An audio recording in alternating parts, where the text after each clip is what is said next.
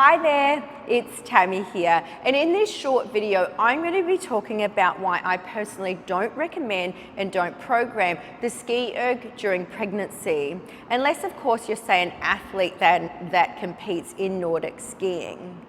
Now, my main reasons for this would be the technique needed to perform this particular exercise, the muscles used, as well as the inability to maintain neutral intra-abdominal pressure throughout the dynamicness and rhythmicness of this particular exercise. And you know what? I'd probably even put early postnatal period in this as well. So I'm going to do a quick demonstration for you, and then we're going to break it down into the pull and we're going to break it down into the return, right? So I'm going to do the full movement, but remember you've got the pull and the return. The pull's the first part, return is as it comes back.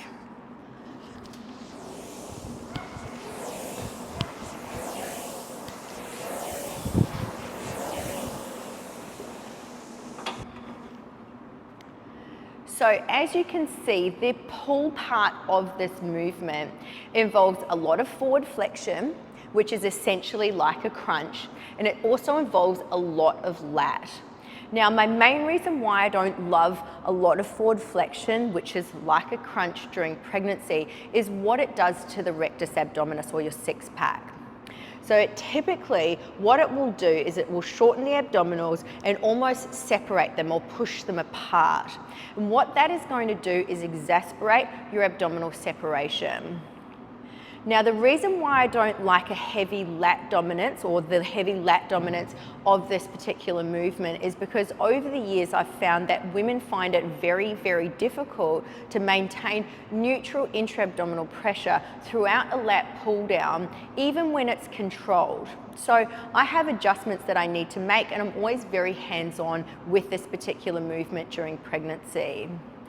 Now, on the return of this, you've got triple extension and almost a little bit of hyperextension. You know, you're coming back up and you're almost hyperextending out of it.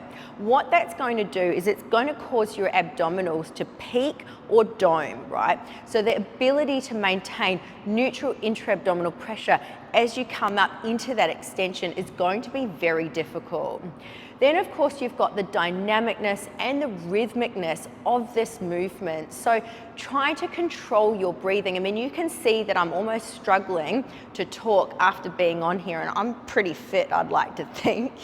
But it's the ability to maintain your breath correctly, in combination with activating your abdominals and making sure that you're maintaining neutral intra-abdominal pressure throughout the movement. It's going to be really difficult because it's dynamic and it is rhythmic, and it's also involving that kind of forward flexion, extension, and a lot of the lat. So it's for those three reasons why I don't love programming the SkiErg during pregnancy.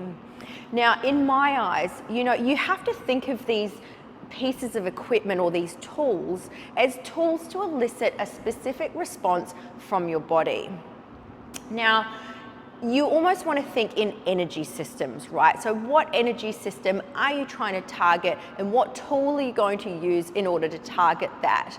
And in my eyes, during pregnancy, you can get the exact same response using a different piece of equipment, say like an assault bike, as you will from the SkiErg, but without that kind of flexion and extension, which is going to make it a little bit safer.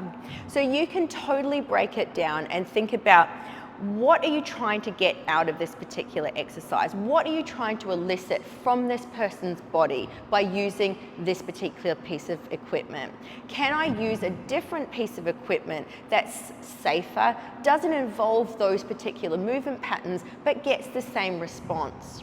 What energy system am I trying to do? Can I create a different, say, conditioning circuit that's going to hit the same energy system in the same way, but be a lot safer? My answer to all of those is yes. So I urge you to think about all of those things when training during pregnancy.